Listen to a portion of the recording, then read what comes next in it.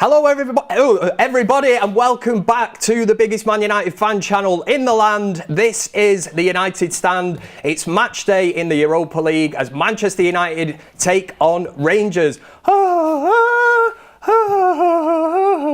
Nice one, lads. They were supposed to join in then. We had that sorted before we started. Left me hanging, absolutely nailed it. Make sure you get your thoughts into the comments section. We want to know what kind of predicted lineup you are going for. Will Ruben Amorim make big changes for this game? And this is a game we need to win. 4 points from the final 2 games will see us through to the knockout stages of the Europa League. Now I have to bring in my guests. I'm very, very excited to say I've got the old guard and the new guard. The old guard, and I don't mean any disrespect by saying that, Jordan. Jordan is back. Yeah. The Welsh maestro, the Waka Waka DJ. How are we doing, mate? Yeah, we're doing good. First one of the new year, so glad to be up and alongside 2 fine gentlemen. Good to have you back. And we have our own person in the know, Fabrizio Samano.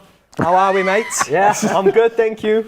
Windows heating up. I'm sure we'll get into it. Good to be there. But yeah, we are going to do that a little later on. We'll have some transfer talk with you. So obviously that's Sam's baby. He will come in with that and give us all the latest on incomings and outgoings. Obviously, you will have heard recently, just what was it over the last hour about Garnacho? So we will bring that one in. But I want to get Jordan's thoughts very quickly because he's not been on for a long time.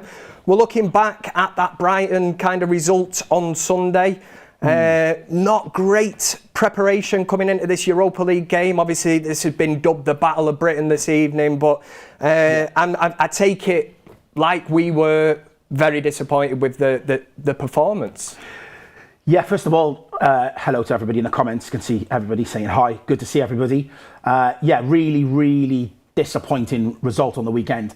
I think what's difficult is that it's just like the constant false dawns where we put a performance in against Liverpool or Arsenal in the Cup or the teams that you expect us to struggle against, and then teams that are in and around us we then just go and lose and just don't seem to turn up. And I feel like it's almost like when we're not expected to win, we seem to do better. And it's changing our mindset because there's obviously a lot more games in the league where we're expected to win than we're not expected to win. I think with Amorim's comments about the worst Manchester United side, I think he has doubled down, hasn't he, in his pre-match press conference. Of obviously, if you've been living under a rock, he more or less alluded to this Manchester United team being, the worst in history, which was quite a. Was it honest? It was bold. It was bold, and he just seems like that kind of person where he sticks to his morals, and there's talk about him getting angry and smashing TVs and whatnot. And good. I want to see that. I want to know that my manager cares enough, even this early into his career with Manchester United, that it means that much to him. I do feel like we've lived under the end of the Mourinho era, even some of the Van Gaal games, Ollie, where the players really stopped trying. And I don't feel like that is the case with a lot of these players. You're not seeing the same traits? No, I really don't. I feel like a lot of these players are being asked to do things that they actually just cannot do. And I know, like, a lot of people are saying, but they're footballers and they're paid this much money and they should be able to adapt to a change in formation or whatnot. But if you speak to a right back, it's a completely different ask to play right wing back. You've got to dominate the whole side up and down constantly. Now, I'm going to give you an example of Mainu. He looked like a superstar last season. In this team now, what he's being asked to do, he doesn't have the same stardust that he had in a different system. He looks exposed, doesn't he? Why? Massively exposed. You look at Dalot. How's Dalot go from player of the season last year to someone we're looking at going, well, if we got to sell him this year. Yeah. Certain players are being exposed, and this system is alien to a lot of these players, and you can see there's a direct difference in certain players that can play the system. Harry Maguire you can see he feels comfortable in it. You look at Ugarte, very comfortable in it. Mason Mount, when he's fit and decides that he wants to play, he looks very comfortable in that system. But a lot of these players are just alien to him. Now, for me, my frustration is with the board. Because I look at it and I can see, there's changes in the fan base over the last couple of weeks where people are getting frustrated with the manager and going, oh yeah, but you've got to change your system. No, this guy has been brought in with a philosophy that he is comfortable with, that we've gone and knocked on his door and said, we want what you offer. Now, as the board, they've looked at the players that they've invested in over the summer and gone, right, these are the players that we think are right for this club. You can't. It's so chalk and cheese what we've gone and done.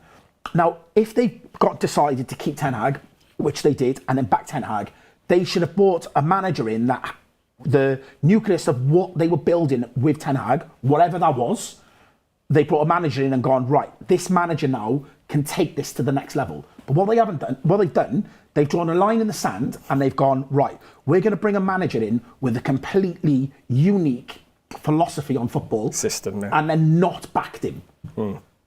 Madness. It's almost hanging him out to dry, isn't it, Sam, in a way? I mean, just on the comments that Ruben Amorim made at the weekend after the Brighton defeat, we heard about him smashing this telly. We know that Sir Jim's going to invoice. That'll be getting deducted out of his wages the way things are going at Old Trafford at the moment. But were you surprised by the outburst, or was he speaking for a lot of fans? A lot of us that sat there, we're tearing our hair out, we're watching this unfold every week. We've seen that they are capable of playing the system in certain bigger games, but there does seem to be that drop-off. But on Amorim's comments, were you shocked by it, or was it more like these players really need to hear this?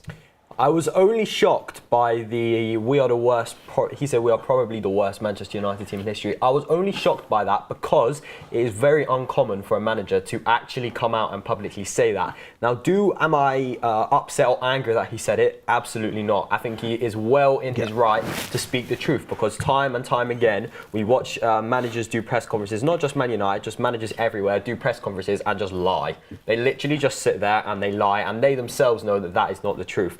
And I think it's refreshing to see a manager actually admit that, yes, there is problems, and yes, we will keep getting battered, but yes, we will get better, but it is a long time. Now, there's a difference with Amorim saying, yes, this is going to take some time, and Ten Hag, when he was coming to the end of his tenure here, saying this is a process. We are in a process because the process with Ten Hag lasted too long.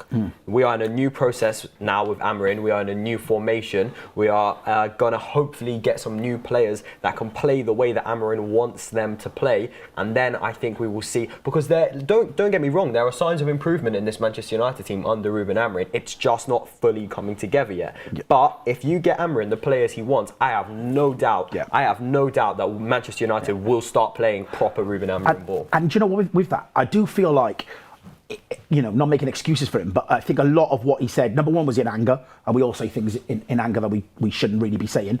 But number two, I do feel a lot of it was lost in translation, where he's saying about the worst Manchester. He's talking statistically in 10 games, us losing 7. The time that he's been there. He's been there. That's what he's talking about. Now, us as fans, I'm telling you, it felt much worse under Ollie. It felt much worse under Mourinho, watching some of those performances where players weren't running after the ball and just giving up and whatnot. For me, Watford away under Ollie. Yeah, for me personally, it felt worse than what I'm seeing at the moment. Yeah, it's not great and I'm not enjoying it. There's games I'm really not enjoying. I didn't enjoy the weekend.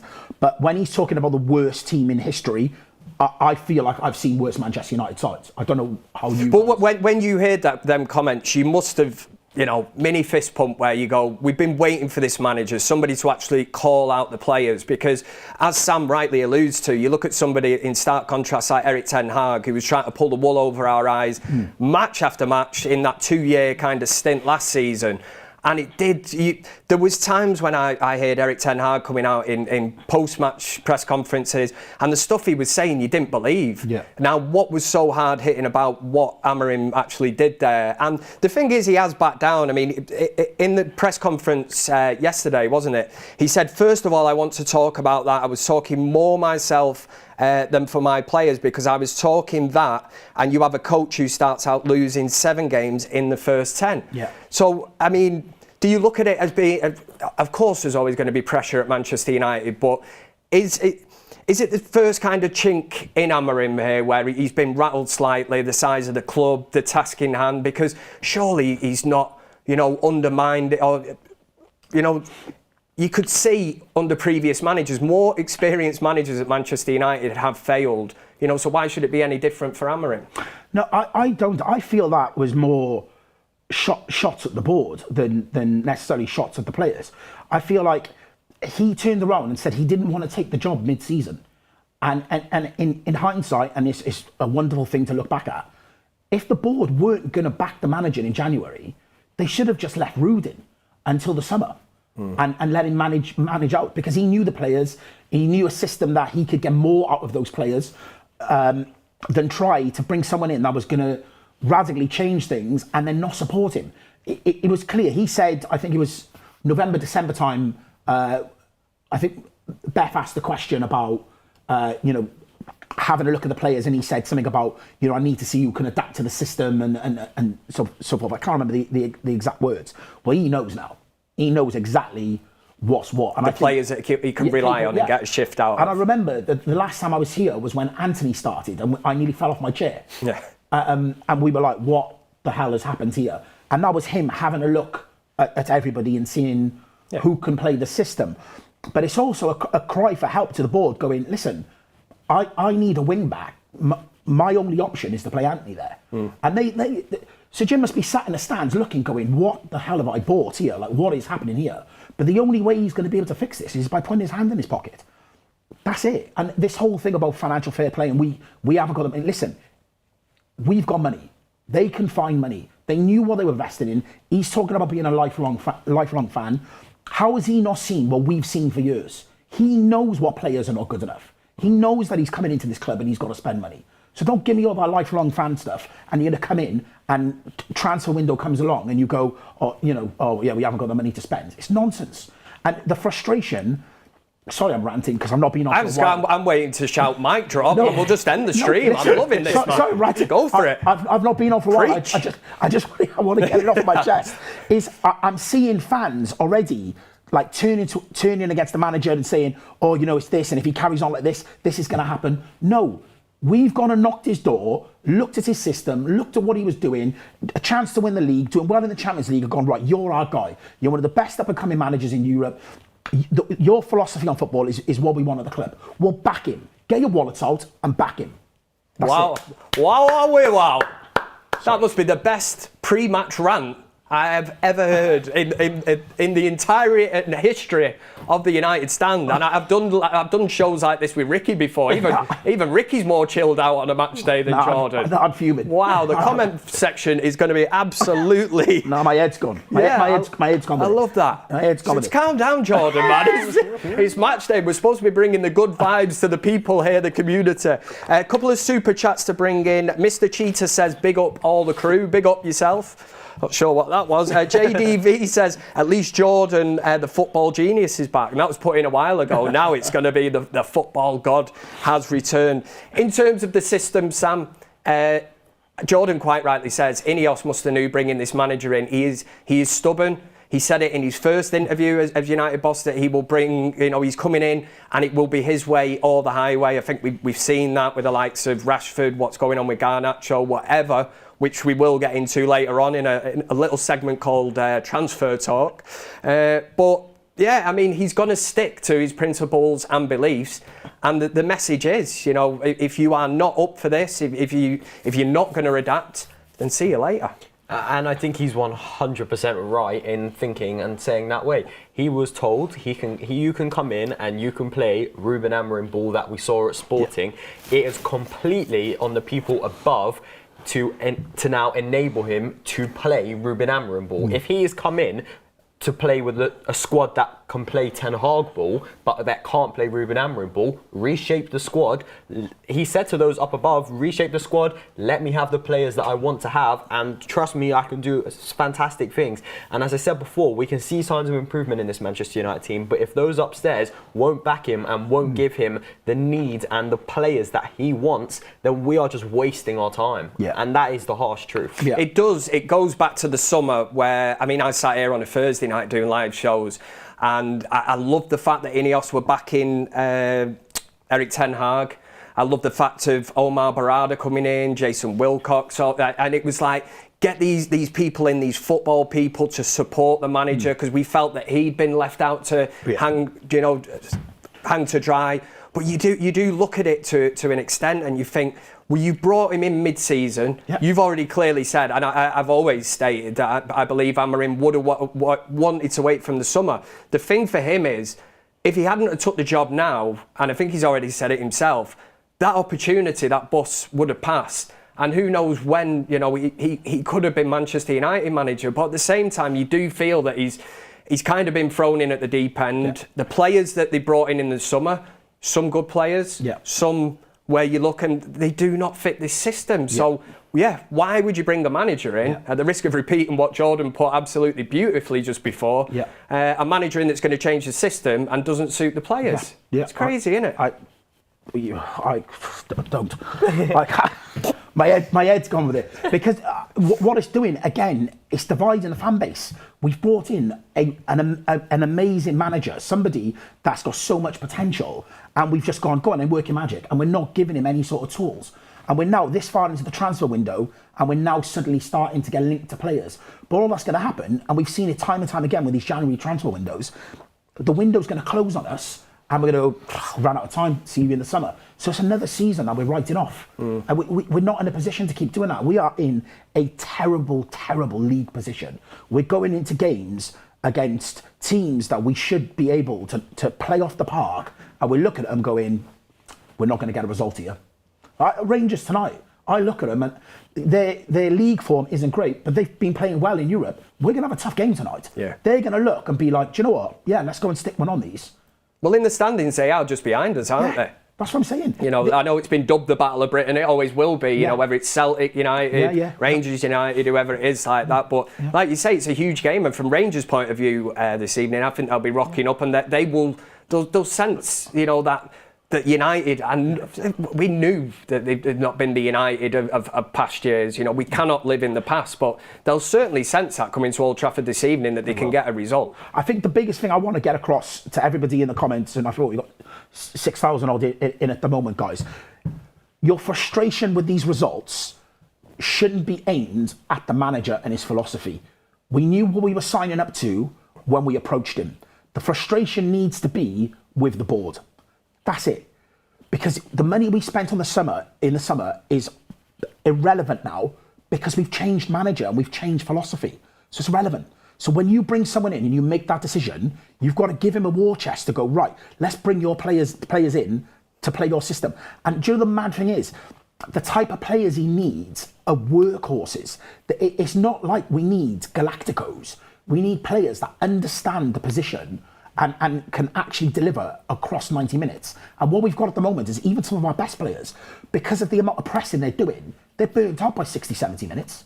And you can see a drop in performance because they're just not used to putting the yards in that is being asked of them. So change your frustrations from the manager to the board. Yes, he's not completely innocent. It is taking him time to adapt and to look at it and make us a bit more difficult to beat. And I do agree with Ricky where maybe he should be playing another midfielder in there, somebody that can drop back and help out a bit more. But in his head, that was Mason Mount. That was Mount. Mount was playing in that 10, and then he would drop back into midfield and help shore up things. Excuse the pun, another one who's out injured, but he would help shore up things. So again, he's being let down. The board of now in this window need to go and sign 3 players, and it's not going to happen. Yeah, we've got to sell to buy, and when you change manager and change philosophy, they should have known. Right, we're going to have to go back this guy with 100 million in January. I'll just read these super chats. Thank you very much. Make sure you get involved. It is match day here. Manchester United against Rangers in the Europa League. Jaden says, have this one. I feel that Ruben is more likely to walk than get sacked and could become a huge possibility. Flash Talk says, Ineos out, Jordan in. A few hashtags thrown in before them, like them. I'm not going to read the first part of this name. I'm not getting caught out again. Been caught out once on Countdown to Kickoff, and that was enough for Kev. We'll just call him the Destroyer. I won't read the start of that name. 4-1 win. Glazers and Ineos out. Rashi as well. Sam, you're the man in the know. What I was going to say, in terms of a January transfer window, it has been very quiet, but is it difficult for Ruben Amorim to get the players that he actually wants in now to Manchester United? January can prove very difficult. We know certain, let's say, bigger name players, or even some players are playing Champions League football, are involved. They might not want to move until the summer, and they might look at Manchester United and think, bit of a poison chalice. We don't know how Ruben Amorim's going to, when will he implement his style of play, but they might just hold off thinking, wait till the summer. Yeah, I mean, the January market, to those that follow the transfer market quite closely, it's a seller market. It's not necessarily a buyer market, but we have seen, for example, with Manchester City, that you can buy. The January transfer window isn't a sell-only window. You can buy. It's a transfer window, and therefore you can buy and you can sell players. So when people say, like what I just said about, but you predominantly sell players, it's not an excuse as to why you're not bringing players in. Now, Manchester United have been focusing on outgoings for what day are we on? The 23rd of January, but the window closes on February the 3rd, not January the 31st. It closes on February 3rd. That gives Manchester United a few more days to try and get some players in. But yes, it's fair to say they have been working on outgoings. But then, that's what they say, Manchester United, that they've been working on outgoings. But then, if you were to ask them, okay, so who's gone? They can't give you an answer. So then the question is, what on earth have you been doing for 23 days? Rashford's been flying all around, X, Y, Z, Rashford's people, Barcelona, Dortmund, Juventus, West Ham, all of this. But again, you're still here, so what's going on there? Garnacho, I'm sure we'll get into certain players. Kev, I'm sure that you've got that in that transfer talk segment. But Manchester United are reluctantly going to end up probably selling Alejandro Garnacho. But the question is, it's 23 days into this window, and we haven't sold anyone, and we haven't bought anyone. It's embarrassing. It is completely embarrassing. You've signed Ruben Amorim, and Ruben Amorim has asked you to get some players to help him save this season, and you have just ignored him. You've just completely ignored him. Unless you're going to wipe us out the park and get us 3 new signings before February 3rd, when we're already on the 23rd of January, there is no excuse, because we could have been winning games. The window opens on January 1st. Why do you need to wait 23 days to bring a player in? Do you think the media outburst, what Amorim's doing, it's kind of pre-planned? I think a lot of people have said that the words that he chose when he went in, you want your headline. You think that the way that he's addressed the media with that is more of an attack on the club rather than the players? So I'm going to go off on one again. Go for it, mate. It's what we're here for. Sam's just triggered me again. Right. So listen, they're saying it's a seller's market, but in order for this to be a seller's market, somebody needs to be buying. So it works both ways. So that's all smoke and mirrors to me. Or it's a tough market this year, it's just a seller's market. Well, someone's buying, guys. Yeah. Man City have gone and rebuilt half their squad, and I guarantee you that the second half of the season, they're not going to have the issues they had the other side of Christmas. We also talk about it being, the 23rd of the month, is it? Okay. They knew the transfer window was opening before the 1st of January. So they haven't only had 23 days, guys. Yeah. They knew. We also talk about this lifelong fan. He knows what players are not good enough. The same players who've been stuck at the club for God knows how many years and been through however many managers. He's sat there watching them every week lifelong in the fan, stands. So he knows. So where is it? Show up. Right, next point. Van Nistelrooy today.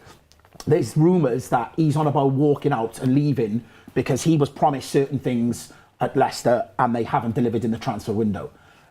I believe that Amorim's of the same kind of, cut from the same type of cloth, that he wouldn't have walked out of a team, top of the league, unbeaten, in the position that he was in the Champions League and so on and so forth, without certain assurances that he was going into a tough job mid-season when he's openly said he did not want to take the job at that time, without certain assurances that he was going to get backed. So for me, reading between the lines, that was a man that was frustrated that he's got to stand on that touchline and watch his team get spanked week after week trying to play his philosophy, and they simply cannot play it. They have played it though, haven't they? Right. So, all right, we look back. Let's just say, in isolation are the one-off games, but the Etihad 2-1, great result. Anfield 2-2, we went toe-to-toe with arguably the best team in the country, arguably the best team in Europe at this moment in time. And Arsenal at the Emirates, you know, even with 10 men, even from watching the game, you could see the setup, you know, the cohesion, the way that the team pushed up and they played. How are they able to do that? But then the week after, there is this, and I mean, monumental drop-off. It's not even like, oh, they're just they're getting into the stride or whatever. Or, yeah, you can't even use that as an excuse because they had breaks in between them games. I think they had a week before the Arsenal game, didn't they? Which was probably telling because Amorim's trying to get these ideas over to his players, almost using game by game to try and implement it, which is very, very risky. But he keeps saying, doesn't he? You know, it's the moment. In this moment, we're going to have to suffer. And it is almost like short-term pain for long-term gain, in a sense. Yeah, we are able to play it, but we're able to play it against teams that we're not expected to beat. So we're parking more players behind the ball, and this is what the point that Ricky's saying is that. We need another. We're so open.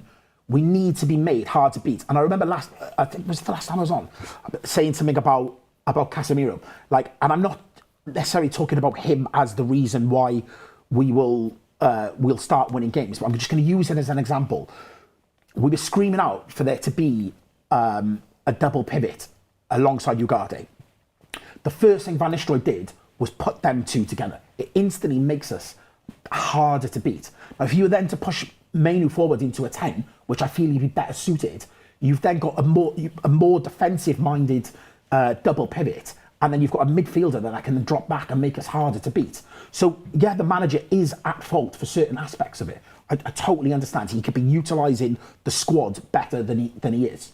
I'm not sat here saying that he's completely innocent. But what I'm saying is that there's so many other areas of that team that are just not working, that he's got to be allowed to bring players in that can play his philosophy. And at the moment, it just isn't happening. And what frustrates me is all of the, the stories being leaked, or we're linked to this player, we're linked to that player. We ain't signed anyone. We signed no one. There's players out there. What's his name? The Aston Villa midfielder that's gone out to Juve. I can't think of his name. Douglas Luiz. Available on loan. Go and get him on loan. You put him in our midfield, he will make a difference. Yeah. Huge difference. He's available on loan. Why are we not linked to players like that when other teams are? There are players available and are out there, and this whole thing is a seller's market. Well, in order to sell, some idiot's got to be buying. Well, we can be the idiots. Let's go and buy. Well said, sir. Well said. Update from Fabrizio Romano on Garnacho. That is something I want to say for a little bit later on. I want to try and keep this all to do with predicted 11s, who we think is going to start. Obviously, we will be reacting to the team news as it breaks. But Napoli president De Laurentiis, when asked about Alejandro Garnacho deal, he said, "Who can guarantee to me that he's going to score 20 goals?" That's a report that's just come in. Nobody can guarantee that, my friend. What? Say that again. Yeah, he's asking the question, who can guarantee to me that he's going to score 20 goals? How do you read into that, the fact that they are not interested? We know that Napoli tabled a bid for Garnacho that was knocked back from Manchester United. Now, when he is saying who can guarantee me that Garnacho is going to score 20 goals, I personally read that as a bit of salt because he hasn't been able to get the deal that has been briefed in the media that he wanted to get. But I think it's probably most likely that Alejandro Garnacho, and I'm sure we'll get into who our thoughts on should he be going to this club. But it's looking most likely that if Garnacho is to leave currently at this moment at 6:30 on Thursday the 23rd of January, that Garnacho is most likely to become a Chelsea player if he was to leave Manchester United. Now, I've got my opinions on that. I know Jordan and you do, but that is probably the most likely scenario because Napoli are trying to close a deal for Adeyemi, who Chelsea also wanted. On Chelsea's list was Adeyemi and Garnacho, and Napoli wanted Adeyemi and Garnacho. One's going to go either way is what it looks like at the moment. Yeah, make sure you get in the comment section and let us know exactly what you think of that. We will speak about Garnacho, Rashford, Anthony, you know, what's going on there. We're looking at possible players that might have to leave with PSR and FFP. It's just the way it is in the modern day of football. But Darren Milani says, have we gone worse for buying and selling players since Ashworth was sacked? I think it makes it harder because he was kind of classed as that sporting director and nobody has really kind of replaced him yet. Manchester United are still looking into whether they want to replace that sporting director or if they just want to promote somebody already in that senior team. But so yeah, obviously it does make it harder, but it's not an excuse. It's definitely not an excuse. Just out of interest, Sam, I mean, did you hear a reason? I mean, for me personally, I think a sackable offence is if you wanted to put Gareth Southgate in charge of Man United or Graham Potter. So from my angle, I look at that and I think that would have been an awful decision. And I'm being quite facetious there, but I do think for a massive club like Manchester United, we shouldn't have been looking at candidates like that. But was it simply just something behind the scenes as to why he left?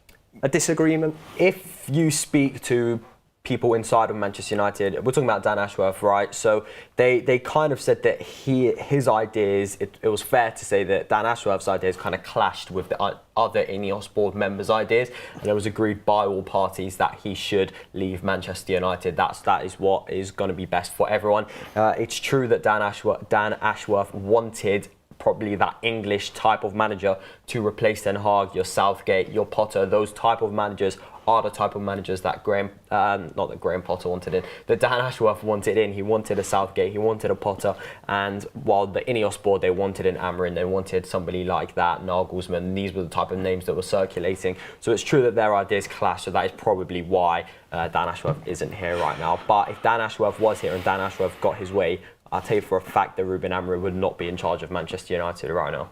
And it's just more money down the drain, isn't it? As if Manchester United have that money to kind of throw about, Jordan. The fact that we chased Dan Ashworth for how long in the summer? We had to pay, compensation to Newcastle at the time. To court and everything. Yeah, he was on gardening leave. His grass was looking sublime because he was out there every day, mowing the lawn and that. It just seems crazy, doesn't it, what's happening at the club behind the scenes at the moment? It does, but playing devil's advocate here. Go on. Would we be in a better position if one of those type of managers had come in with the squad that we've got and the fact that we're not going to invest in players to play the system of the new manager? I don't know what to make of that comment. I feel like asking you to leave the studio, but at the same time, I'm taking it in and thinking you might have a point there. I'm putting it out there to people in the comments, to you guys. I'm saying, this is my point.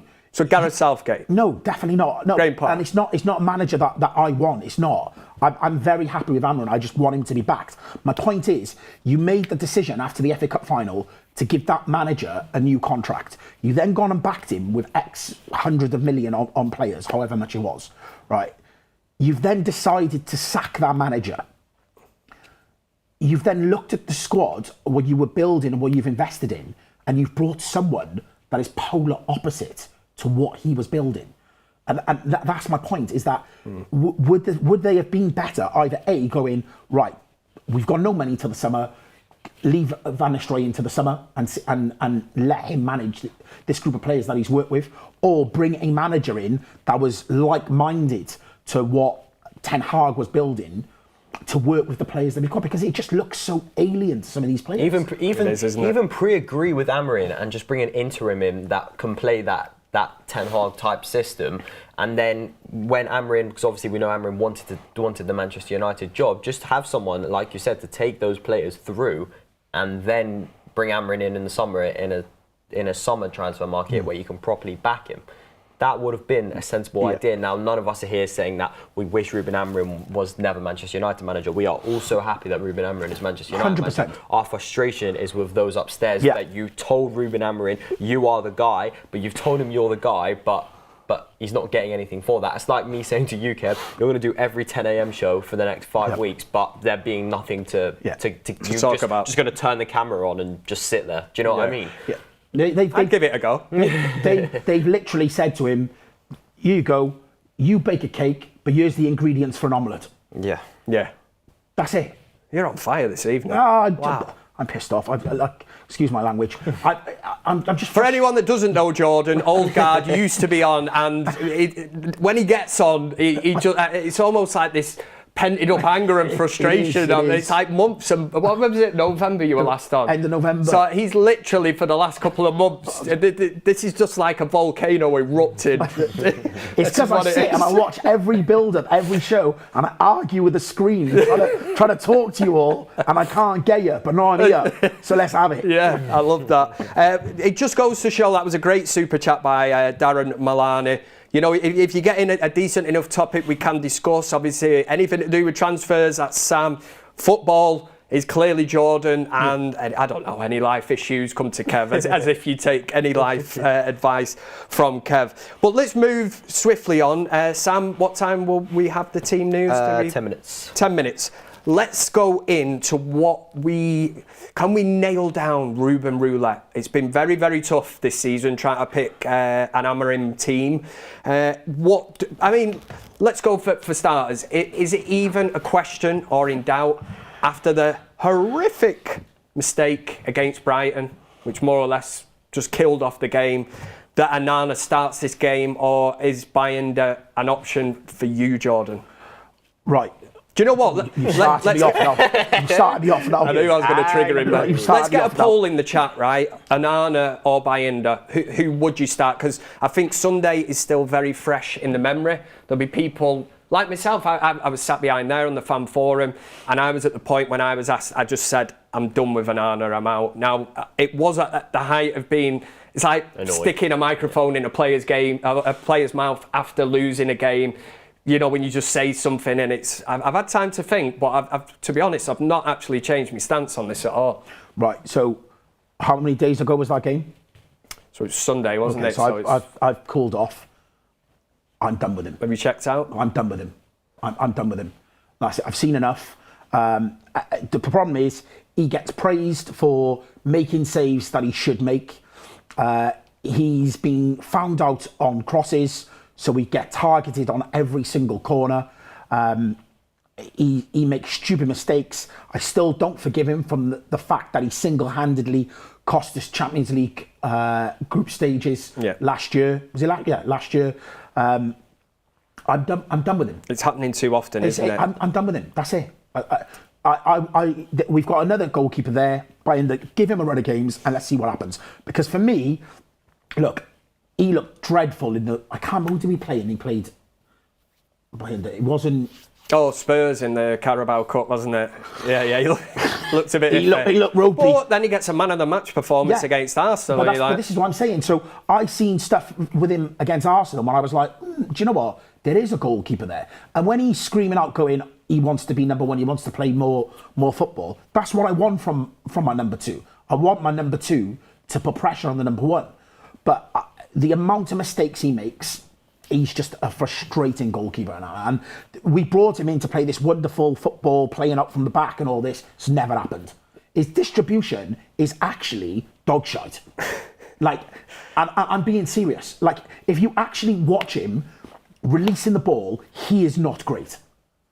That's all I want to say. Do you know what I was going to say to you? Is there too much football snobbery involved in these modern day keepers that can play out from the back, but can't actually keep the ball out the net? I think, sorry, just to quickly say, I think people are starting to managers and people up above are starting to be obsessed with this idea of a ball-playing goalkeeper and an inverted defender that can go into midfield. Not every football team doesn't need to play the same way, and it's so frustrating that that's not a good player because he can't play midfield. That's not his position. Do you know what I mean? And I think that the idea in some managers and some CEOs' heads is, we all need to play Pep Guardiola football, but Pep Guardiola football isn't working right now. Do you know what I mean? Yeah, but and football evolves. Like it evolves. I just look at him, and I seen something come up. I don't know if it's true. Someone will be able to tell me in the comments about mistakes leading to goals.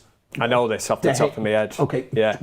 David De Gea was 17 mistakes. That's leading to goals in 12 years at United. Yeah. De Gea's. Onana's now in 2 years is 11. Yeah, I'm.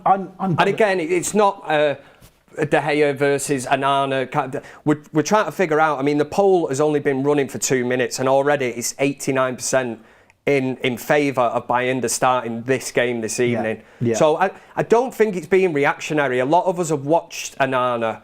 It's the mistakes that he's actually making. The one against Brighton was, I said it on the fan forum after, you wouldn't even see that on a Sunday League field of somebody who's been out till 5 in the morning, maybe not even been to sleep, got a taxi to, I don't know, Hough End or wherever you play your football on a Sunday morning.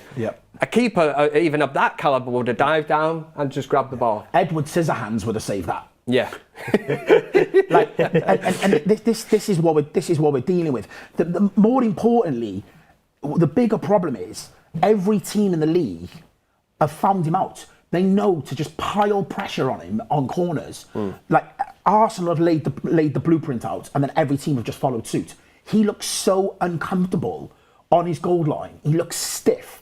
His upper body looks too big to get down when saving shots. Like, I could just go on and on and on. But forget the stuff that he does badly. There's no point talking about that because everybody knows. Let's talk about the stuff that he's supposed to do good.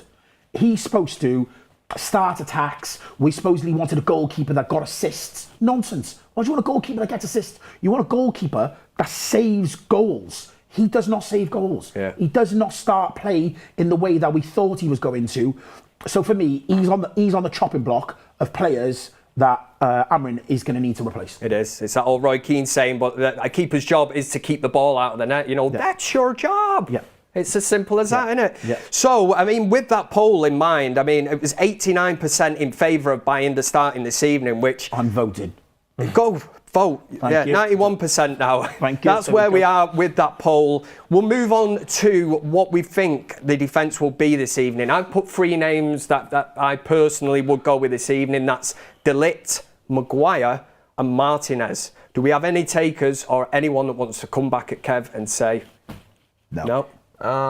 Probably not. The only question mark there is Euro, but Euro's played the last couple games, so yeah, I probably think you're bang on. Yeah, we having that then? If this was going to be our predicted 11. Yeah. Because I know there'll be a lot of people out there, especially with the performance against Brighton, that could say we could quite happily change the 11 that started Brighton because they were that terrible. But obviously, you would like to see a kind of response this evening against Rangers in the Europa League. And let's not forget, it's a massive trophy if we can win it. I know there'll be people there laughing, saying, man just said that they might win the Europa League, but do you know what? Plenty of things have happened, man. Just on that, Euro got absolutely barbecued against Brighton. What was that winger that he played against? Southampton, wasn't it? Was it Southampton game? Yeah, Southampton. Yeah, absolutely. In fairness, he was one of the most rapid footballers ever. And Euro's not slow, but he made Euro look slow. He's no slouch. He would have learned more in that game than any other game that he's played for Manchester United. Yeah. But I look at the back three that you've suggested. For me, they're the starting back three. Euro needs time. I think he will get there. But yeah, for me, De Ligt and Maguire have been solid. In terms, Sam, of the left and right back, we do not really have options here. Again, later on we'll do a little transfer talk.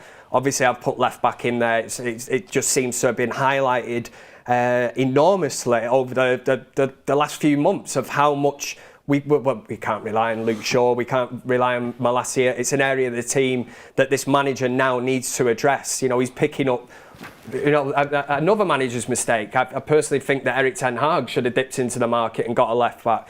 But it's going to be Mazraoui right back, Dalot left back. Yeah, I can't see elsewhere. Maybe Anthony would have got a game at right wing back, but Anthony is that deal with Betis is about 100% done, and I don't really know why he's in the squad today in the most polite way. But I don't think he'll get any minutes, because if he gets any minutes, we're not protecting our asset, and therefore he won't be able to leave on loan, and then complications come in whether you can get a replacement. Did you just call Anthony an asset? He's an asset that can leave the club. He's not an asset that can currently help. Do you not the agree, team. Jordan? No? No, it's true though. No, you have to financially. protect. The same reason Rashford isn't playing, because we're protecting. Purely financial, not footballing. Financial asset, not player asset. Okay. Not player asset. I just needed to clarify that. Teams are Go on, out. go on. Here we go. Let's go. Headlines that I can see straight away: Xerxes back-to-back start. Bayindir start. Ooh. Better. Garnacho start. Collier start. Euro start. Let me try and get the Manchester United team for you in order, but they are the headlines that I can see straight away. I am just refreshing. Give me 1 second. Bayindir, Euro, De Ligt, Martinez, Ahmad, Dalot. So that's the back five. So there's no. So Ahmad's right back. No Maguire. Ahmad right wing back. De Ligt, Martinez, Euro back three. Dalot left wing back. In midfield, you've got Collier and Eriksen. Pick this team, Ricky. What's going on, man? Collier and Eriksen. Then you've got Garnacho and Fernandes in the 10s behind Joshua Xerxes. Your Manchester United bench is Onana, Heaton, Maguire, Mazraoui, Malacia, Casemiro, Mainu, Ugarte, Anthony, Højlund. So just to refresh the headlines from the Manchester United starting 11 is Collier and Eriksen are playing as the midfield two. Garnacho, who looks like he's on his way out, is playing. Lenny Yoro is in, and Bayindir starts his first European start for Manchester United. He replaces Andre Onana. Amorim has made 5 changes in his Manchester United 11. Wow. Do you know the last 4 names you reeled off in that starting 11? And hopefully we'll have the visual on the screen very shortly for you, so you'll be able to see exactly how that's going to shape up with the names that are starting. The 4 names you kind of reeled off, the last 4 in that starting 11, I'm thinking, is he reading the bench out here, or is this is the starting 11? That's, what did I say earlier, man? I said Ruben Amorim ball. What did I say? Oh, did you know, my head's actually... You know, just mad is last time I was in the studio, it was Anthony and Malacia, and I was like, what has happened here? I feel like that now. Ruben Roulette, that's what I just knew. And you know, for the sake of, we were trying to predict the 11, we were up to Dalot and Mazraoui there. Yeah. I was going to say Mainu and Ugarte as the 2 in midfield, and then Ahmad and Fernandes as the 2 10s and Xerxes. How wrong Kev was. Well, we all were. I sat on the train on the way up thinking about the starting 11, and even when you throw some wild cards in there thinking, oh, you might do this, you might do that, there's no way you could have predicted that. Can we talk about that midfield for a second? Ricky would have loved to have been on this countdown to Kickoff. Frightens the life out of me. This is, by the way, Onana has started every European game so far for Manchester United since he's been here. So that is could be quite telling now that we finally, but Bayindir has proven that he now can push Andre Onana, and Onana isn't playing today. Also a big night for Toby Collier. And let's not beat around the bush here. I mean, Onana has not been rested here. This is purely, to do with the mistake, really, and he's all-round game. Good. So there's got to be repercussions for playing shite. Yeah. There has to be. So good. I'm glad you. What do you say? Have the balls to make the big calls. That's the one, mate. That's the one. Well, the poll that we did run, 91% of you did say, and that was before we learned that Bayindir is going to be starting this game. I mean, that is. Honestly, I've never been so thingy about a team. The midfield, like you say, does slightly worry me, but is it going to be looking, or you will get a lot of people saying about the legs in midfield? I know Ricky will go mad because he'll... if he was for me saying that. If he was going to start Eriksen, I think he should have started him in the 10 and played somebody with more legs behind him. It's a complete rest for Ugarte and Mainu, because that is that is his midfield. Two that we probably will see game in, game out in the league. So that is a rest for them. But again, and it's very, very, very, very telling, and we are in a January transfer window, again, not a single start for Casemiro in games, not a single minute for Casemiro in games. Right, so I was reading about this, and obviously you're the man to know that the Saudi board have accepted the deal, they tabled the deal. So how it works in Saudi Arabia is the offers come from the Ronaldo. Saudi. You're not actually entirely wrong, but how it works in Saudi is that Saudi Central, like the board of directors of Saudi Arabian football, they're the ones that table the offers and that agree the offers with the player. Once the player has accepted, they will then pick a club in Saudi Arabia to designate that player to, and then club-to-club formal talks will begin. So only what happened with Casemiro was Saudi Central offered Casemiro a contract. He looked at it, he didn't agree to it, and that is as far as it got. Right, okay. Some team, isn't it? So back to the team. First of all, Collier, I just want to say good luck. I think he deserves that. And that's exactly... 100%. He 100% deserves it, and it was something I would have said. So, again, nice to see that he's been rewarded, because I think when he's come on, he's looked lively, he's had legs, and he's been mobile. So I wish him the best of luck today. That's exactly what you want to see. Collier and Eriksen. That's kind of my response to this moment in time. I think it's just so interesting. I think depending where you sit on Xerxes and Højlund, you could have made an argument for either of them, depending on how you're going to play.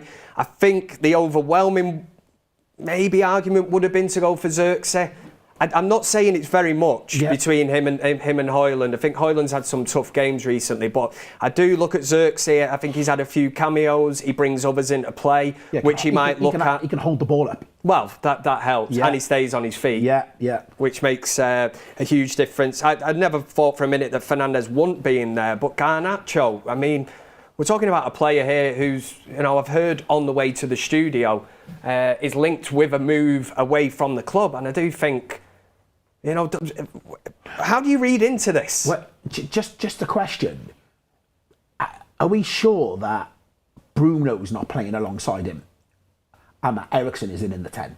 No, we won't know until kickoff, but I'd feel more That's how we've got it down on the visual at the minute on the screen. I would be more comfortable with that midfield if Bruno is...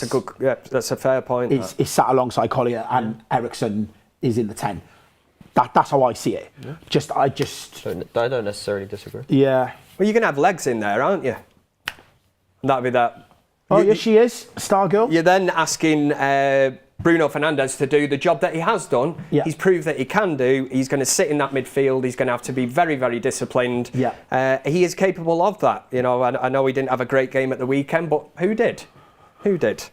Are we ready to bring Beth in there? We can see her. Yeah. Hopefully everybody can see Beth on screen. Oh, no. We can't hear Beth at this moment in time. Come on. She's got her funky earphones on. She's looking at us. Oh, she's gone. Where's her Roadman nightclubs? Oh, we can see her, but we can't hear you. Can you hear me now? Oh, she's froze now. There's an image. Wow. Oh. Yes. There she is. Here we go. Can you hear me now? Wow. Yes, Beth. How are loud and clear. Amazing stuff. I'm good, guys. I'm good. Interesting team news, eh? Wow. Steering goal. Funnily enough, Beth, we were just talking. We ran a poll just before the team news broke, and the poll was Onana or Bayanda to start. And before we even heard the breaking news that Bayanda starts this evening, 91% of the United Stand community went with Bayanda. What are your initial thoughts on that? Has Onana, in your kind of eyes or your opinion, been dropped this evening? Yeah, I think he has by Ruben Amorim, because he started the other Europa League games in this competition. So in the FA Cup, whereas Bayanda had previously started, so it's not as if Onana was getting dropped for that competition. Bayanda had played them cup games under Ruben Amorim. Ruben Amorim had already put Bayern in for them games. So yeah, I think it is dropping him. I think Onana's made one too many mistakes, actually more than one too many mistakes. And I actually said on my road trip video, if anybody watched it, hopefully people did, I said to start Bayern tonight. I think he deserved it. I think after that really great performance in the cup, this is another cup competition, Onana's dropped a few stinkers. I think he deserved his opportunity. So I think that is Ruben Amorim giving that opportunity to Bayern. And if he has another top performance tonight, Onana's seriously under pressure in keeping his Premier League spot as well. Yeah, certainly something to think about. Are there any other surprises in that team? We were talking kind of on Countdown to Kickoff about Garnacho could possibly be departing. Was that a surprise to see Garnacho in the 10 role this evening? I don't think it's a surprise because I don't think Ruben Amorim is necessarily pushing him out of the club. From what I've heard, and when you're in and around, the United in the press area and you speak to different people, obviously it's not. I'm not saying I'm Fabrizio Romano or anything like that. But from what I can gather, just by reading into certain things, I think United are seriously up against it in terms of financial PSR and FFP, and they need money. And I think that's what it is. And I think with Alejandro Garnacho, despite what people might think he's not getting pushed out of the club, but if a good offer comes in for him, the club are going to consider it because of the money. It's not necessarily Ruben Amorim saying, on your bike, out the club. It's not that. He's a talented player. Okay, he doesn't fit Ruben Amorim's system at this moment in time, but he's actively picking him. He's brought him back into the squad after the Manchester City game. So it's not as if he's been completely sidelined. Where it's different with the likes of Casemiro, Marcus Rashford. I mean, Marcus Rashford, he couldn't have it clearer than ever that Ruben Amorim doesn't want him and he wants him to leave the football club. Anthony's agreed a loan move away with Real Betis. I'd be absolutely gobsmacked if he comes onto the pitch tonight because any sort of injury could stop that move. Yeah. They're just checking over contracts and Anthony's out the club. Yet he's still been named in the matchday squad and Marcus Rashford, once again, is nowhere to be seen. I mean, if that's not Ruben Amorim saying leave, you couldn't make it clearer. Casemiro still not starting in a game like this, where you think that, Eriksen started today. Casemiro can't get a minute. All he got was that Newcastle game when we were up against it in terms of numbers. So Ruben Amorim's made it clear which players he wants to leave first, and that's Rashford and Casemiro. I think Garnacho comes under a category whereas if I have to sell him to get money in, I will do it because he's not like an Ahmad, he's not like a main starter, but he is someone in this squad that I see I can use. So I think Amorim's just making that clear, to be honest with you. And I think he's also making it clear that if Garnacho does go, he absolutely needs a replacement, and Manchester United have to go into the market to buy someone to replace him. Few shout outs in the chat, Beth, for Beth Attenborough. Is that your famous training ground videos, is it? Oh God, yeah. Yeah, absolutely love that. The other one I wanted to ask you about, we're trying to get our head around that midfield. Obviously, on our visual, we've got it down as Eriksen and Collier. Obviously, a very, very big evening for Collier. But Jordan just made the point before that, is there a possibility, of you to whisper that it could actually be Fernandes and Collier in that midfield and Eriksen as a 10? I'm not sure. I've not heard anything about that, but we have seen Collier and Bruno play together in that role a couple of times, especially when Ruben Amorim's taken Mainu and Ugarte off the pitch, which he has done in recent weeks mid-game, and you've seen Bruno drop back. But then again, I do quite like Eriksen deeper, to be honest with you. But I think it's a tough one. We'll see how he sets up. But if I had to put money on it, I'd say I think Bruno will be maybe a little bit deeper. But the one good thing that you get out of Eriksen in that role, and what Ricky will be saying, is Eriksen's positional discipline is a lot better. Like, he will get back into shape better than what Bruno does. Sometimes his positional discipline can be a little bit off. That's one of his flaws. So I think it'd be good in terms of discipline-wise for the team if Bruno is a little bit deeper, because he can, dictate the play from the back, have someone move it from back to front, and you've not got him running all over the shop in the front line, playing as that 10. I actually think under Ruben Amorim, Bruno has played really well deeper. I think that's been his best position, and Eriksen's got that positional discipline to play the 10 role as well. So I think that'd work best, but we'll see how Ruben Amorim goes about it. I suppose the only other sort of big debate, is it a big debate? Who would you have personally gone for this evening, Xerxes or Højlund? Obviously, Xerxes does start, but we didn't have time to run a poll. The team news, we're having that much fun here talking, obviously, match day vibes. But would you have personally gone for Xerxes, the way he's been playing? Not been watching my road trip, Kev. I missed it today. I've had to... 2 jobs, B. No, it's all right, Kev. It's all right. Don't worry about it. I watch yours every week, but I'll let it slide. Thank you very much, Beth.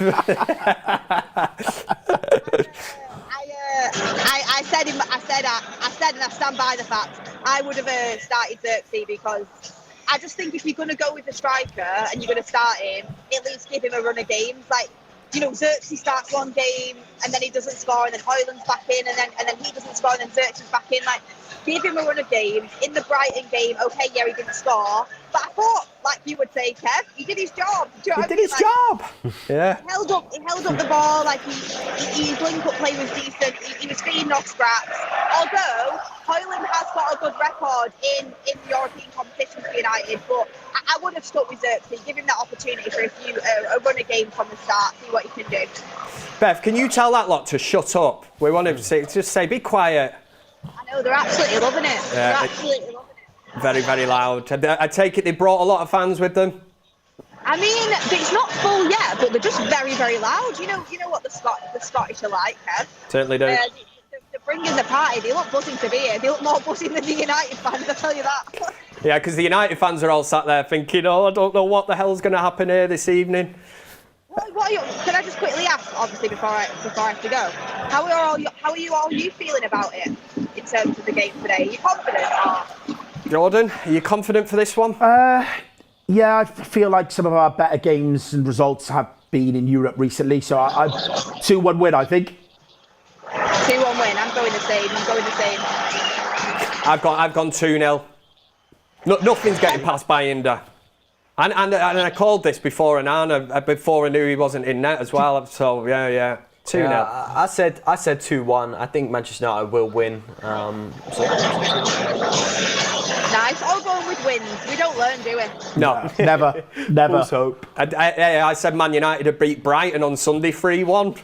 That's how the match day vibes. I've done it again today, and I keep saying, just rein me in when I come out with this daft stuff. Just say we are not winning 3-1 against Brighton, but that's in the past. With all the injuries that Rangers have, surely United tonight go out there and surely. Especially after being called the worst United team in history, you've got to show a reaction. You've got it. Yeah. Can I just ask you quickly on that, Beth? We did speak at the beginning of the video. Obviously, you were at the press conference. Did you feel that Amorim slightly, not contradicted himself, but backed down with that comment? Obviously, it did go, shall we say, viral. He said, this is the headline that you want. He gave that headline, but then he's kind of come back and said that it was more against himself and not the players, as if he threw them under the bus, but then he was trying to protect them. It was like he was trying to, I don't know, I felt like from what he was saying that he clearly regretted maybe the way it came out. The delivery. But not actually the message. Like, the message was clear, and I think he stands behind it, because somebody asked him saying, so you've now like put it back onto yourself then, and the players not accountable? And he said, no, my players are absolutely accountable. I'm telling you what I've told him. It's nothing I wouldn't say in the dressing room. And then he was like, do you want me to be like, I'm not going to be delusional, I want to be honest with you. He seemed like quite frustrated, and he seemed like he was quite defiant, but what I gathered from it is he should have delivered it in a different way. He was very het up by the moment, and the moment maybe got to him. He said he's a young guy, he gets frustrated, and maybe he shouldn't have said it in that way. But what he said was honest, and I think he tried to get a bit of the attention off the players, but then he did hammer it home that the players do have to be accountable. So it was kind of like half taking it back, but also being like, nah, I actually do mean it as well. I meant what I said. Could you hear me? Yeah. Beth, do you think it was a war cry to the board as well to back him? Pardon?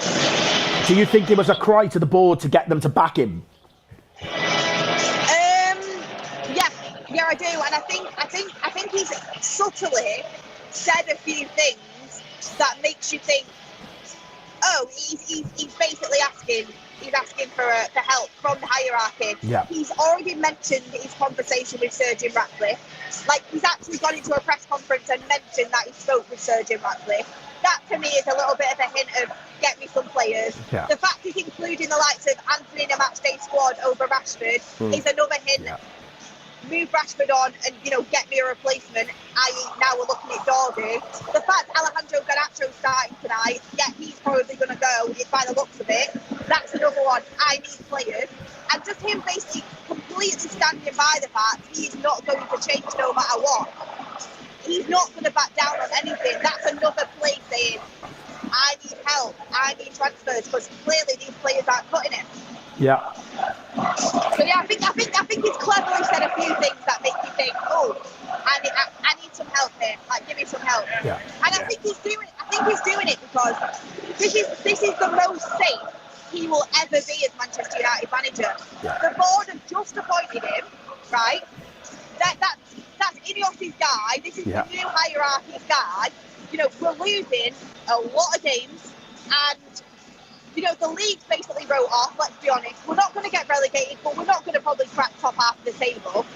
We're in a bad way, but they cannot get rid of him. They have to stand by him. So I think this is where he has his most power to really kind of out the players and really push for what he needs.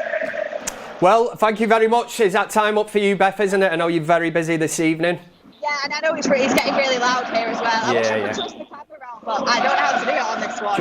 Just shout over Beth and say, shut up, pipe down. Oh, there we go. There they are. Yeah. Look at that. They're loving it, Yeah. Well, hopefully, for anybody that doesn't know, obviously, I was going to say Beth's at the match. That's quite obvious. But Beth and Ryan will be in the kind of mix zone after the game. They've got the media pass for the United stand. So we are praying that you get us another top interview with a player.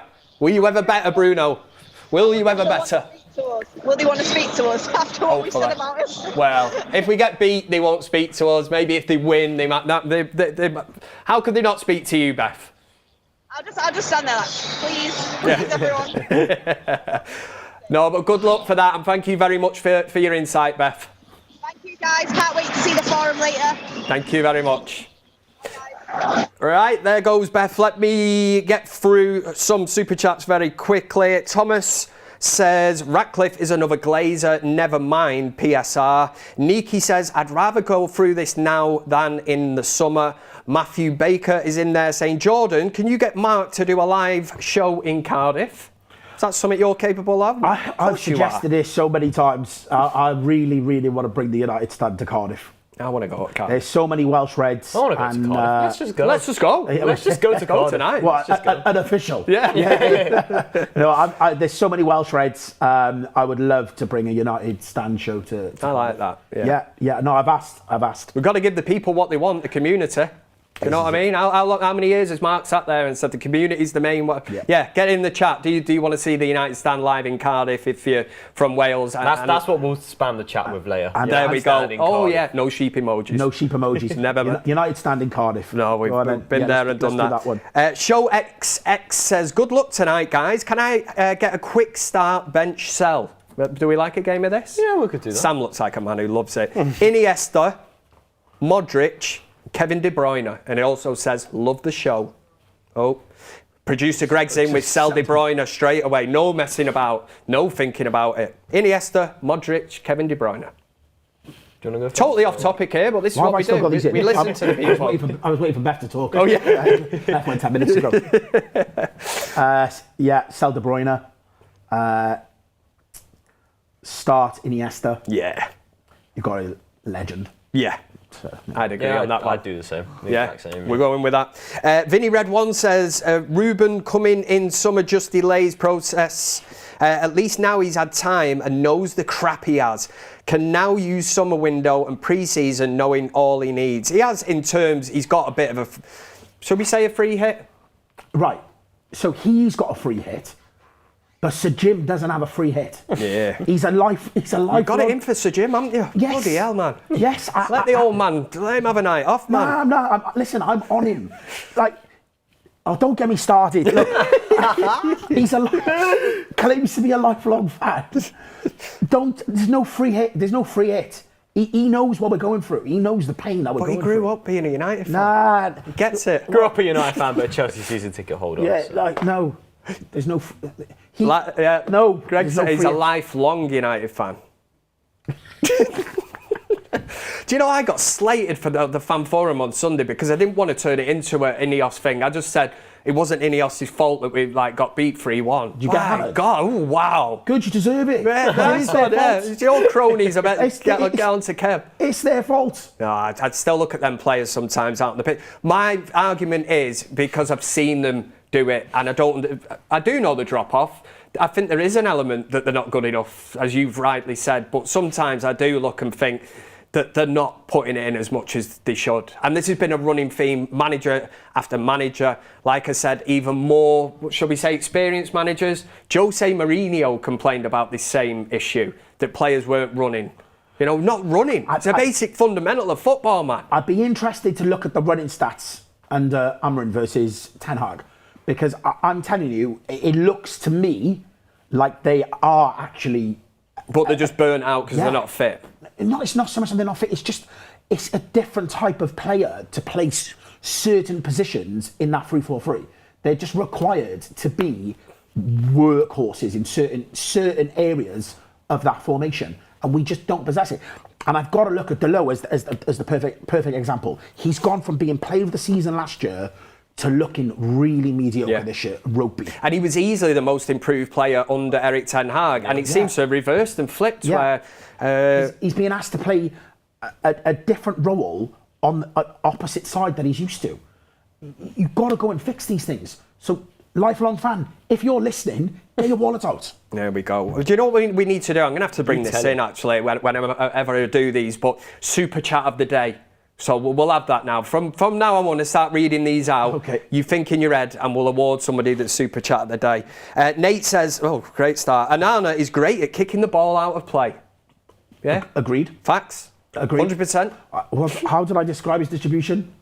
Dog shite. Yeah. It was, yeah. I missed the dog off the start. No, it's important. It's important that dog. You need to add the dog part. Yeah. It's a different kind of shit. It's like horse shit, you know. It's a different kind of shit. Horse shit's quite, you know, you can use that, can't you, for plants and stuff, I think. It's a different kind of shit. Wow, we've gone down a wormhole there. Lord McFred says, Onana isn't good enough. Simple.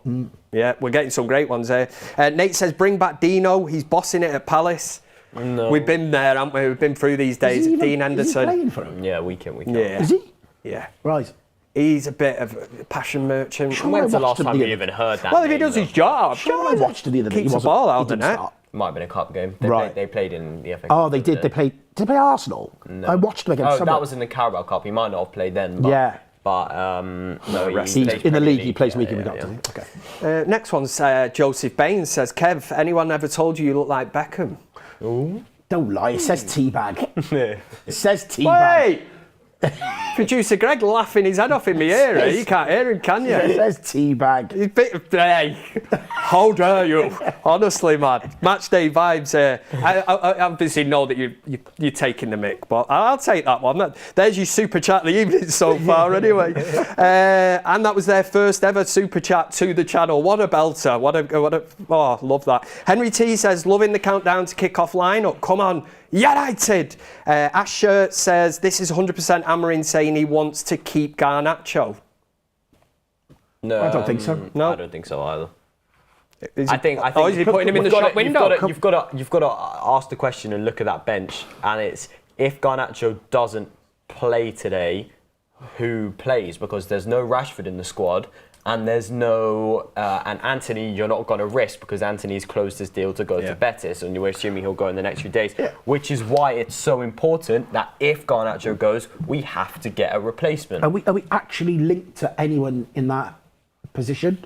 Not concretely, no. No, just I was going to rumours. say no. Bennett Ellis says, stop saying we won't get relegated. We're breaking every one of our records in a bad way at the moment. Has anyone said we're getting relegated? Not today. No. I don't think, unless there's people in the chat. Leah says, what's the name for the guy in the middle? I forgot, unfortunately, we missed him. Good to have you back, mate. Cheers. That, my friends, is Jordan. Jordan Valleys. He's a DJ. I am a DJ. Yeah, very successful DJ. He's always in Dubai and all fancy places. Don't get me started. Anytime I see this man on Instagram, I always say it makes me feel very, very thingy about my own life. Jacob says, if these players had any professional pride, they would be seeing red tonight. However, I think it's more likely they will sulk and play poorly again. Sachin says, either or, Binder or Onana. Laugh out loud. I think we sorted that one earlier. He might be late to the party here. We did do a poll earlier on, and yes, it's going to be Binder, isn't it? At this moment in time, everyone lost patience with Onana. I think the chat has as well. Trey says, we all know if we got Qatar in, we would be a completely different club. Currently, and Ineos took that away from us. That's probably a debate for another day.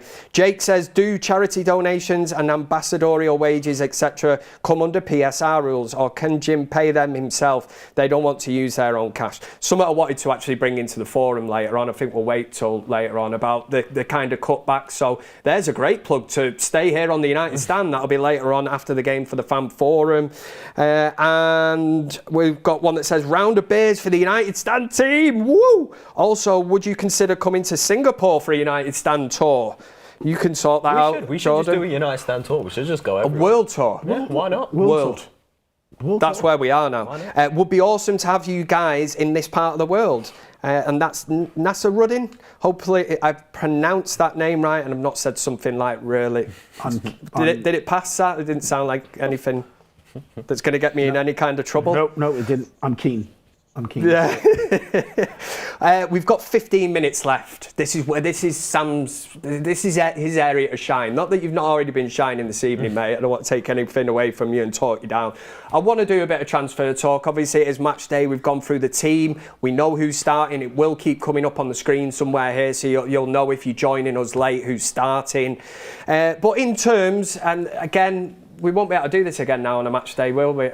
On Sunday, I suppose we could possibly, but it won't be me in the hot seat. So I'm bringing in transfer talk. And one player that's been named who starts this evening is Garnacho. On the way in, I'm hearing that Chelsea are preparing a bid for him. Sam, is there any kind of updates you can give us on this? Yeah, so I think it's fair to say that Chelsea are readying their bid for Alejandro Garnacho. It's what I'm being told by sources involved in those negotiations is that it's probably going to be close to the type of offer that Napoli tabled their second offer of around 52 million.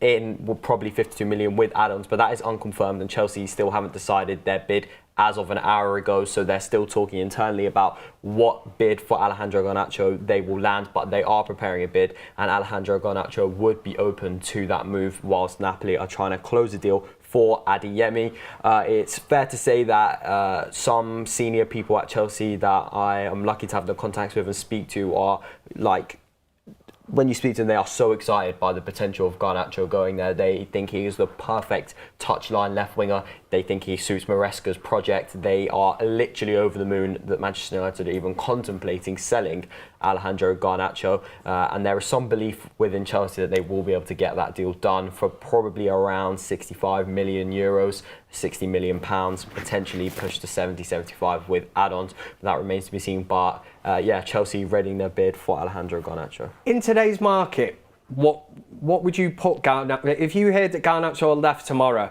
and then you heard the fee, what fee would you look at and think, and don't be like 300 million or something, I mean, like, what fee would you go, do you know what, that's not actually, you know, we keep hearing that apparently he's not a player that fits this Amorim system. He does start this evening, but what's a fair fee for Garnacho at this moment in time? He doesn't start the system, he doesn't fit the system, but he's at an age where he can grow and develop into it. I think some of the players that, you know, their whole career haven't played the system, I don't think they've got a chance. He's actually started quite a lot of games under Amorim. For me, there's two sides of it. First of all, there's a figure to sell him to a European club, and then there's a different figure to sell him to a Premier League club. There's an even different figure to sell him to Chelsea. Chelsea owe us compensation for the fact they robbed us at gunpoint from Mason Mount. They owe us money anyway. So you're in a position, right, where the club clearly don't have money. I don't believe they want to sell Garnacho. I don't believe they do. but they're looking at their sellable assets and they're going, right, who can we sacrifice in order to restart this new era? Now, if you've got, I'm going to give you an analogy bridge here. Like it. If you've got a house, a Range Rover, a Porsche, Ferrari, and a Rolex, but you've got no food in the fridge, something's got to be sold. You're going to sell your Rolex. Now, I'm not saying that Garnacho's a Rolex, but I'm saying out of the sellable assets, the one that you're going to be willing to sacrifice is Garnacho at the moment. And that's the one that you can get money for quickest. Yeah. You look at this Rashford deal, because of his wage and whatnot, they can't get a deal done. Now, there's clear interest in Garnacho. Now, for me, I don't particularly want to sell him unless the money's right. I'm talking north of 70.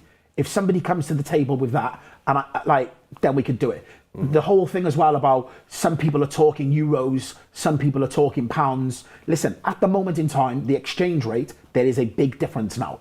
Yeah. Like the gap is widening. So we need to be clear what we're actually talking. Now, I want to take it back to the Harry Kane thing. When we were, we should go and sign Harry Kane before we got robbed as well for Højlund. And it was, Spurs will never sell Harry Kane to us. And if they did, it was like 150 million to sell to us, where it was 100 million to sell to Bayern. Now that's the mentality that we've got to have with Chelsea. We've got to say, right, okay, well, if you want to buy him and you really want him, this is the figure. And let's throw a figure out there that makes them go, no, I don't really want to. You've got to remember, Chelsea got bank. They're not broke. They've spent a lot of money on some really bad ballers. So Garnacho's not in that bracket. So if we can get decent money out of him, and it means that money then instantly gets invested into the team, then I personally would be happy with that. Not happy, but I would make the sacrifice. But the deal's got to be right. And I don't believe they particularly want to sell him. I feel like they're in a position where their arms are tied and something's got to give. Somebody has to go. Someone's has got to go. So you don't see him starting him this evening. Obviously, the super chat did say before, is this a sign that Amorim actually wants to keep the player? No. Again, there's no reason to not start him because a deal hasn't been agreed. Yeah. And he's not a problem, like a character that's a problem for the team or whatnot. He has scored goals. He has assists. So there's no reason to not start him. And again, I think this is a clear sign that Amorim's saying, I don't particularly want to force him out the door. I'm willing to use him if he's here. But I bet you if Amorim's got a piece of paper and he looks at the sellable assets and goes, right, who have I got to sacrifice in order to get this investment in to be able to galvanise the squad and play my system? The only one at the moment that is getting interest is Garnacho. Yeah, I think the Mirror did report this morning that there's a £70 million valuation that United are looking to get towards, and Napoli at this moment in time are not prepared, to get anywhere near that. So there will be a bit of dog dancing, there'll be a bit of a standoff. We know how it works as the clock ticks down on transfer deadline day, which is Monday. Marcus Rashford, Sam. Somebody, again, Jordan's just touched on then. I think we all expected, I suppose if you've watched him recently, I think from Rashford and his entourage, we're probably expecting the phone to be, like red hot and calls, Real Madrid and Barcelona, Bayern Munich, all these top European clubs to be coming in. It's not really worked out that way, has it? No, it hasn't, and that's partly Manchester United's fault because of the contract and the wage that they gave Marcus Rashford. 350 grand a week, in excess of that is what he is being paid per week. So when you go and tell a club, yeah, here you go, you can have Marcus Rashford, but he won't take a pay cut and he wants 350 grand a week, you're going to be told, no, I'm sorry, I'll see you later. Dortmund were pushing in recent days for Marcus Rashford loan deal. It remains to be seen whether they can do that. Dortmund are also looking at Zinchenko deal from Arsenal. Obviously, Rashford's camp spoke to Barcelona, where Rashford's ideal dream is to end up playing in Barcelona if he was to leave. But Marcus Rashford's camp have been heavily briefing that there's a possibility that he could stay at Manchester United in this January transfer window. So I think all fans do have to be prepared for the fact that Rashford isn't 100% out the door. Yeah. In his head, he might be 100% out the door, but the reality is that Rashford might still be a Manchester United There player has been stories come the this end of the week, haven't window. they? And there are Premier League clubs that were also kind of looking at the situation of Marcus Rashford, and you'll laugh, but West Ham asked the question about Marcus Rashford. I was told that West Ham did ask that question. Yeah. But it's been widely reported as well. West Ham did ask that question about Marcus Rashford. Obviously, then they financially can't really afford it, but West Ham did ask the question, and it didn't go any further than that. But there are these sort of lower Premier League clubs that are looking in case he can't secure a top move away. But they're still trying to push him out, but nothing is as advanced as it seems right now. Oh, the mighty have fallen. I imagine Marcus Rashford rocking up at West Ham. No, I think he does like the idea of going to Barcelona, doesn't he? Yeah, why wouldn't he? He's in love with the idea of Barcelona.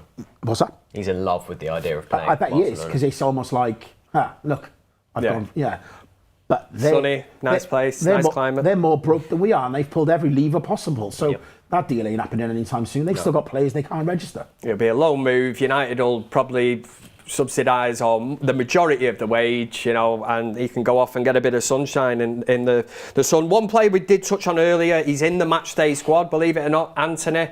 I mean, this is the loan move that's more or less signed, sealed and delivered, isn't it? Is this his final farewell this evening? As Beth rightly said earlier, to think that Marcus Rashford isn't in this squad, Anthony is, but Anthony's agreed to leave. It's crazy, man. Yeah, it's fair to say Anthony's camp are relaxed about the situation. They think that the deal is done. They think that Anthony will leave on loan. There was a few sticking points earlier in the week. Manchester United did need to agree to certain conditions of the loan deal with Betis. Those issues were resolved, and Anthony is still expected to be a Real Betis player. Now, that could all change if he comes on and gets injured tonight. Obviously, that deal will not happen. But Anthony's still on track to join Real Betis. There's no obligation to buy or anything, is it? It's just literally free roll of the dice for them. We will talk about left back in one moment. Ben Ellis, when I mentioned before about the talk of relegation, has come back in with another super chat, rightly so, to say it was Beth that said we won't get relegated before and multiple other times. I remember saying that before. Unless she said it on the United stand, possibly. No. It's a democracy here on the United stand. You've got your right to reply. Thank you very much, Ben. Red Army says Qatar wouldn't have had to make some cuts would have had to make the same cuts in PSR crisis. No, they wouldn't.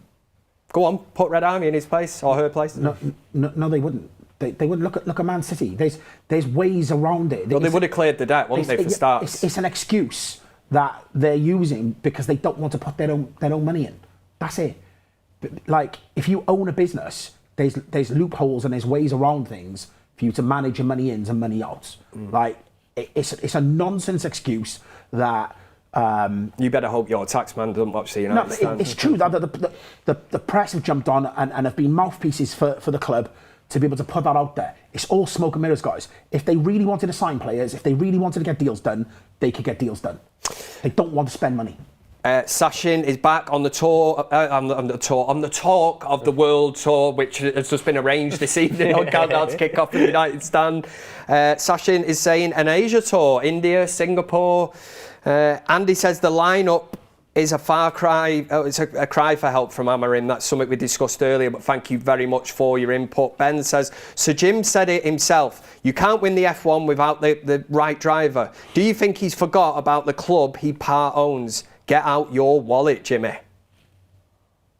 Yeah, sound. Emily says Garnacho should be going for more than Mudryk, minimum. But that's what I'm saying. Chelsea got bank.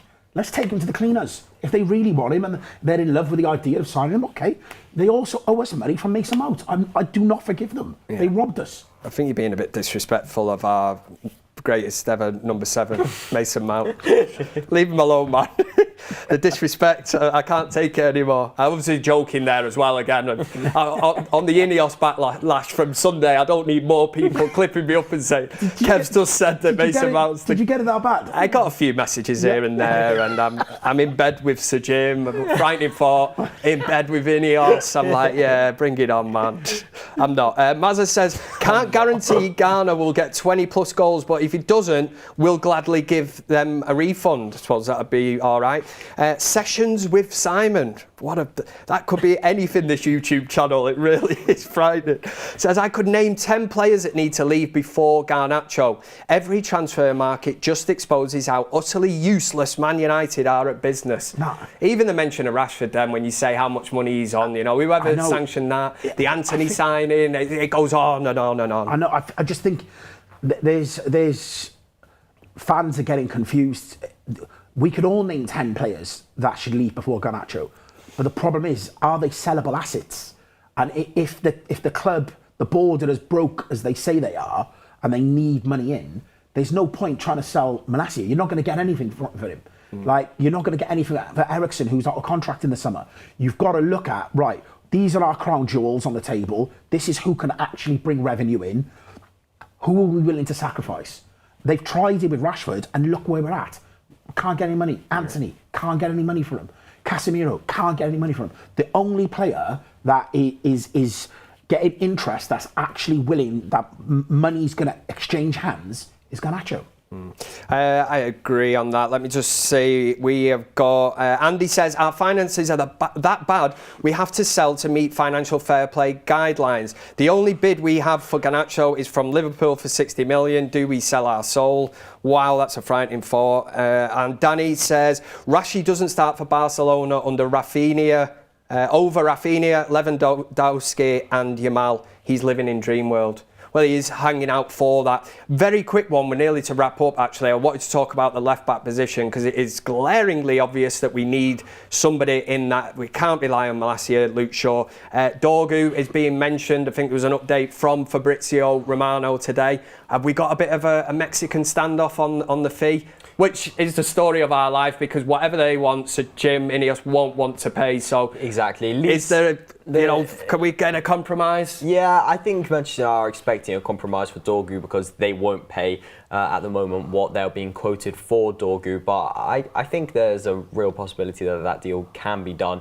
But United are going to have to pay the money. There's no pretending that he's just got to walk in. They will have to get the and they're going to know that we are absolutely desperate for a left back. Exactly, and also Manchester United have the option to recall Alvaro Fernandez, but there's nothing at the moment that really signals that not recall. They have a buyback on Alvaro Fernandez. Sorry, there's nothing really at the moment that says Manchester United will do that. They are in active negotiations for Dorgu and hoping to complete that deal. So let's see. Stick with Sam, stick with Fabrizio Romano, stick with Fabrizio Romano. They get it right. I just wanted to end on this one. According to The Sun, Jack Grealish has been subject of interest from Manchester United. And that's not even a joke. I actually read this today and I put it in my notes. No. We'll leave it on that anyway. It says Mark Goldbridge has started his live stream for world famous watch along. What are we spamming the chat with? What did we say earlier? United stand in Cardiff. United stand in Cardiff. Or United stand World Tour. There, that's better. United stand World Tour needed. Yeah. There we go. You know what you got to do, people. You head over to Mark Goldbridge now if you haven't already. Well, you've missed this, but make sure you spam the chat. He won't have a bloody clue what's going on. He'll be like looking at his screen. Bloody Prats! Prats a lot of you. He won't know what's going on. And enjoy the game. We will be back for the fan forum later on. But from me, Sam and Jordan, thank you very much for your input. Loved the rants and the volcano erupting. Absolutely mint. Can't wait for the forum. Just hope that we win, because I don't think I can take another hour-long show of Jordan just going absolutely mental. And Ricky will be on as well. But you've been watching the biggest Man United fan channel in the land. This was the United Stand. Goodbye.